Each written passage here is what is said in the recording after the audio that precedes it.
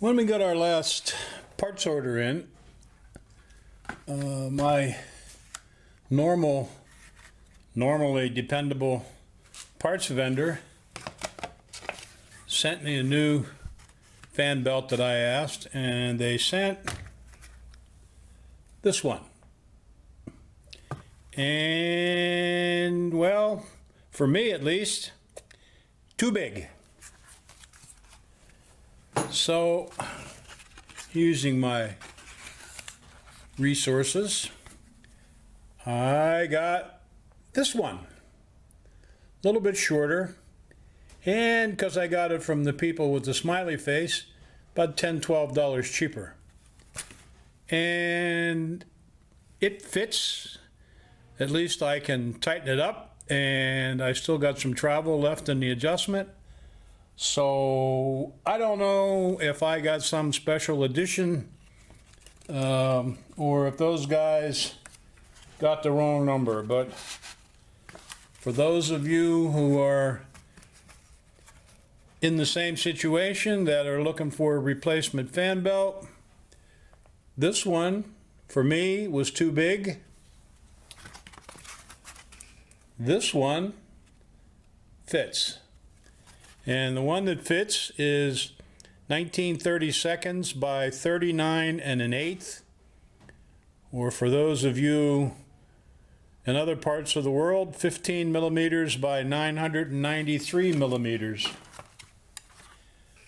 The first one I got was 15 millimeters by 1010 millimeters, or 39 3/4 inches long. So the newer one that fits was, for the sake of argument, about 5/8 of an inch shorter, and that's what I needed to be able to tighten it up.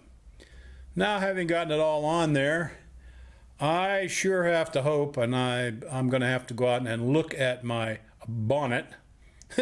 I sure hope it has a blister in the side, because that generator sure sticks out, it seems to me, past the hood line. So let's hope that the bonnet has a blister in it. But anyway, we got a new fan belt on finally. I know we mentioned it previously about mounting the fuel pump. We also got the little 90-degree fitting we needed and hooked up the fuel line running to the carburetor. Not real happy about this line just hanging out there in midair. It would seem to me that is going to be prone to breakage, because you really need a strain relief on that line. But that is an 18-inch long line, and that's what the part books shows is an 18-inch long line. And there's no way that line is going to run along the front of the bulkhead and then turn and go over there to the fuel fitting on the carburetor. So this is the only way it goes, and I'll probably have to come up with some sort of a support or a strain relief just to, right now that line's pretty rigid. I'm sure when you get some heat in there, it'll become a little more flexible. But what you end up with is you have all the tension on the ends of the line here, especially this little fitting here, this 90-degree fitting. So we'll see what we can do with that, but for now we do have it hooked up. The next thing we've got to work on are these pads that go right here for the fuel tank. And we got some new ones, just a big hunk of rubber. So they sit like so. And then there's two vertical pieces and a horizontal piece that also go on that backboard behind the tub. And the ones that were in there have holes in them, and there's a couple of holes in the frame here, and of course there's no holes in the new one. So I wasn't really gonna put them on with screws. I was going to think about gluing them on. The original ones have some kind of, looks like a gypsy sheet metal screw, and I thought that was kind of hokey. And I'm just prepared, I guess, to go ahead and drill these holes in through the old ones into the new ones, and see if I can countersink them and put some kind of a screw in there, I guess. Just doesn't seem to be, sheet metal screw doesn't seem to be the way to do it, to be honest with you. It's hard to say.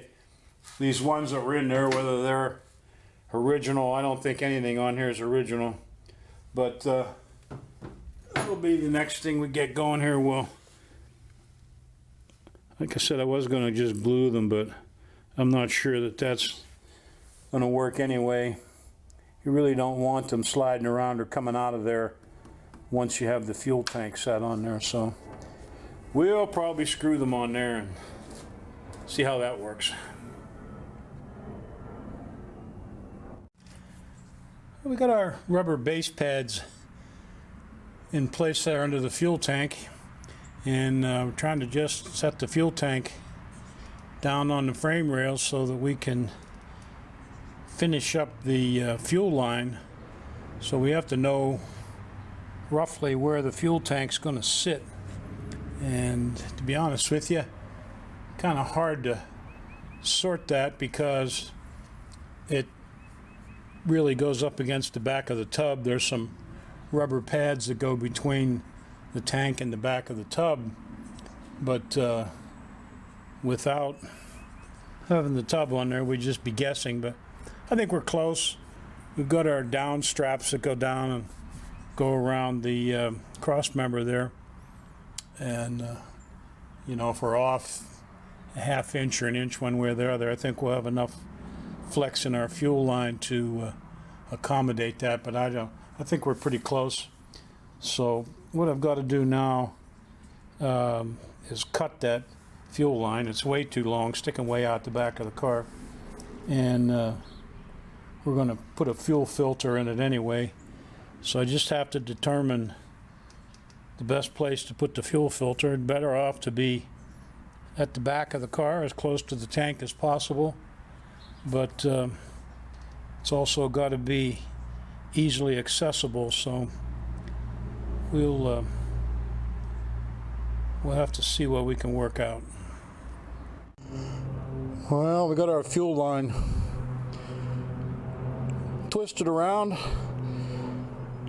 I don't particularly like that routing, but looked at some pictures online, and that's what somebody said was a way to do it, so that's the way we did it. Seems to me like it's awful exposed there, but I suppose it'll be all right. You got to come down out of the tank and then get over and get up alongside the frame rail and run towards the front, and it's not easy to make all those tight bends in a piece of heavy tubing like that. So we got it in there. We cut it about halfway up, and we'll fit a filter in there, so it should be fairly easy to get at, hopefully. And I'm sure we'll end up changing one or two of them because the fuel tank is not as good as I'd like it, but for right now it's going to have to work. So that's it for this week.